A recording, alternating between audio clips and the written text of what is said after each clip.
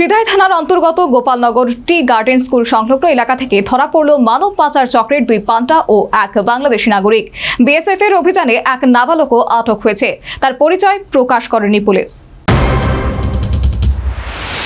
ত্রিপুরার ভারত বাংলাদেশ সীমান্ত যে সুরক্ষিত নয়, ফের একবার তার প্রমাণ পাওয়া গেল।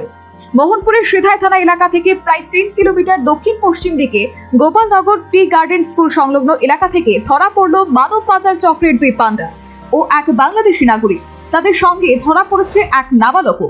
এই প্রসঙ্গে সিধাই থানার সাব ইন্সপেক্টর মামুন উল্লাহ কাজী জানান, 2022 সালে বাংলাদেশ থেকে ভারতে অনুপ্রবেশ করে ত্রিপুরায় বসবাস করছিল বাংলাদেশি নাগরিক সেন্টু সরকার। সিধাই থানার সীমান্ত এলাকা থেকে ফের বাংলাদেশে ফেরার সময় তাকে ধরে বিএসএফ। বাকিরা ধরা পড়েছে তাকে সাহায্য করতে গিয়ে। 2 মানব পাচারকারীর বিরুদ্ধে শতপ্রণোদিত হয়ে মামলা করেছে পুলিশ। ধৃতদের আদালতে পাঠানো হয়েছে।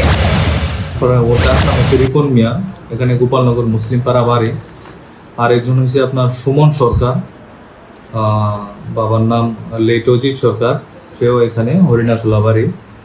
আর আরেকজন আছে মাইনর, বয়স কম, তো নামটা মনে হয় না বললেই ভালো হয়। যে বাংলাদেশি নাম হচ্ছে সেন্টু সরকার, বাংলাদেশি যে সেন্টু সরকার, বাবার নাম শ্রী জওহরলাল সরকার, সে বাংলাদেশি। সেন্ট্রু সরকারকে পাচারের উদ্দেশ্যে তারা 3 জন গিয়েছিল সীমান্ত এলাকায়।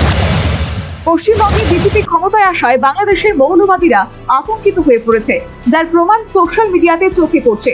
এই পরিস্থিতিতে বঙ্গ সীমান্তের দিকে সবার নজর। তাই ত্রিপুরা বাংলাদেশ সীমান্ত দিয়ে অনুপ্রবেশ বা পাচার ব্যবসা বৃদ্ধি পাওয়ার প্রবল সম্ভাবনা রয়েছে। আন্তর্জাতিক অপরাধীদের আনাগোনা বাড়বে বলে আশঙ্কা, যাতে বিঘ্নিত হতে পারে রাজ্যের নিরাপত্তা। এই নিয়ে আশঙ্কার মাঝেই বাংলাদেশ সীমান্তবর্তী এলাকায় পাচার ব্যবসার বাড়বাড়ন্তে উদ্বিগ্ন সাধারণ মানুষ। এখন দেখার এই উদ্বেগ দূর করতে কি ব্যবস্থা নেয় প্রশাসন। Bureau report, news vanguard.